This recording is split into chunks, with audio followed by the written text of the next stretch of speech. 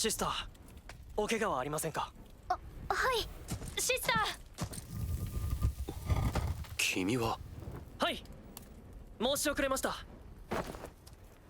本日から第8特殊消防艦隊に配属されました第3世代消防官新楽坂部です。 Should you be watching Fire Force? This isn't a moral dilemma to be discussed at length in your art seed class in college. This is about whether or not you should be watching Fire Force right now or not.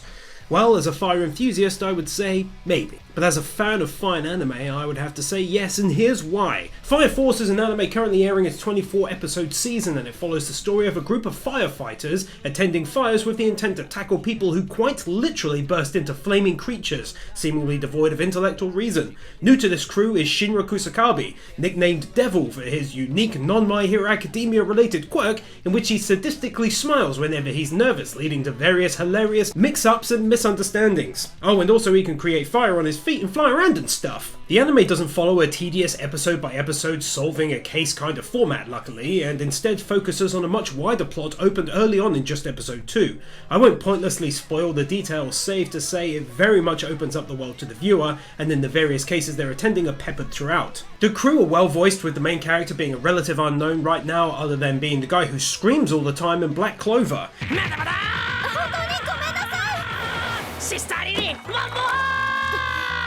There's also Aoi Yuki voicing Tamaki, who is known as Diane in Seven Deadly Sins, the crazy blonde chick who loses her tooths in Overlord, and the sexy frog chick from My Hero.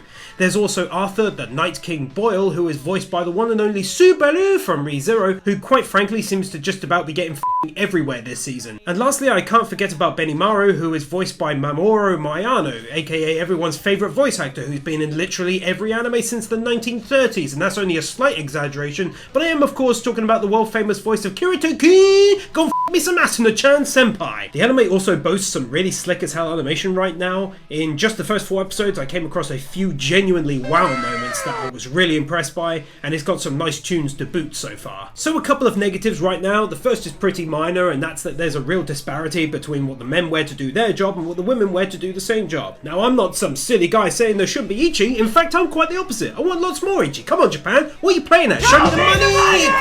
No, but seriously, when you've got men heading into battle or fire wearing a full-on fireman's gear and a chick wearing a bra and some visible panties and just a fireman's jacket, it does lead one to say, really? I mean, come on now, give me some reason to accept it, like the girl's abilities require extra skin to be shown or something. But so far the girls just wear not much, and that doesn't make much sense, and it slightly offends the part of my brain that takes stories seriously. The only other negative that's pretty glaring to me, and if you're already watching this anime I may be about to point something out that will hamper some of your enjoyment, so be warned, is the long ass periods of random silence between sentences.